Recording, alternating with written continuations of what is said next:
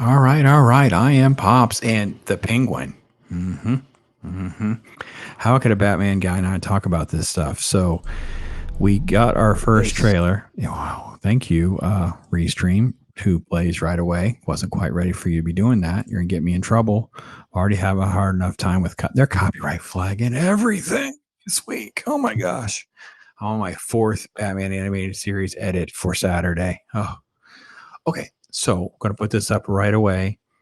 Want to get a little reaction. What is your thoughts? More importantly, there's two video. I literally think I have two full reviews on the Batman and other commentary on other videos. So it shouldn't be too hard to realize that I liked most of like 60 to 70% of the movie.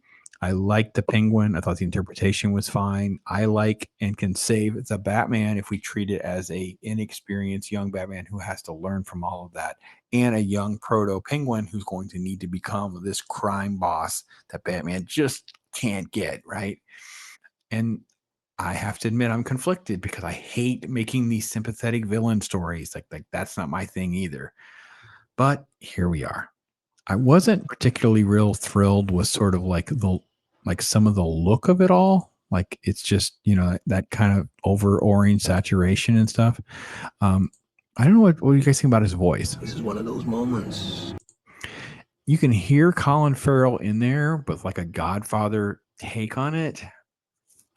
It's okay. I don't know if I like it as Penguin though. Like I like it. I'm not sure I like it as Penguin though. So it's not terrible, but it's interesting. It's different. You gotta. And it's like an in production video. So you literally see people with boom mics and stuff like that. It's like a promotional video and things like that. So there's not much in the first part of this, right? Just music. Okay. So we get our first look here. Let's see if I can get it to just go. There we go. Michael Kelly. Love Michael Kelly. Thought Michael Kelly in House of Cards was one of the best elements of House of Cards. I think it's possibly his best role that he's ever done. He's had plenty of other things. He's actually in the DC universe because he was in Man of Steel, I believe. So that was interesting catch to see him here. It's hard to make out who other characters are. I'm not exactly sure I know who this is. Yeah, just not sure I know who that is. Because I know there's there's an Alberto Falcone.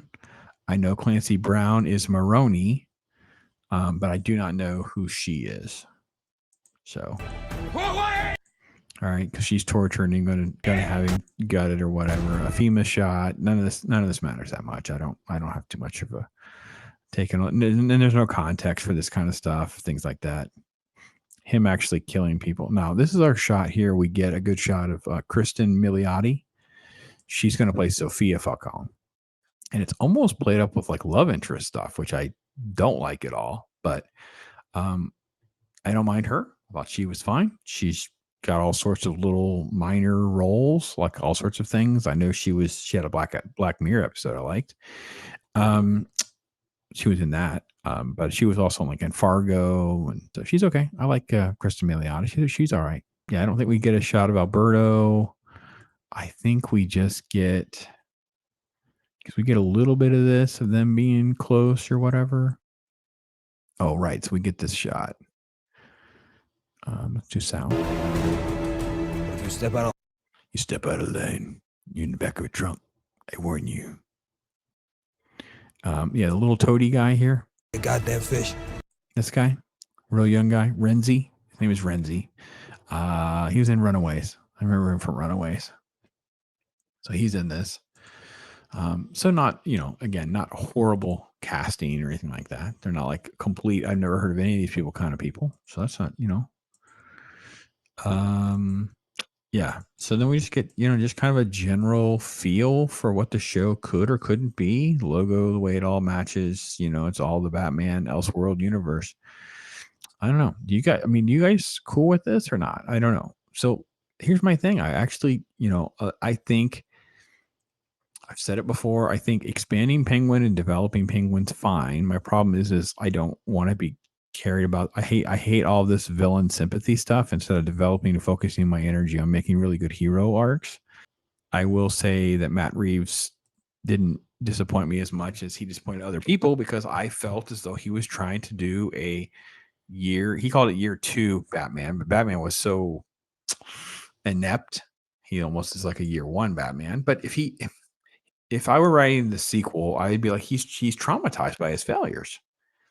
Alfred, I have to do better because these people died. I couldn't figure it out. The Riddler beat me, and I kind of got lucky. Like, he needs to kind of own that. Now, admittedly, the script in that third act is a complete train wreck. The fact that they didn't tie it to Hush and they weren't transparent about it, they made it about this proto Riddler nonsense. I didn't like any of that. Penguin was a good thing. We'll see how they build on it. I don't know how I feel about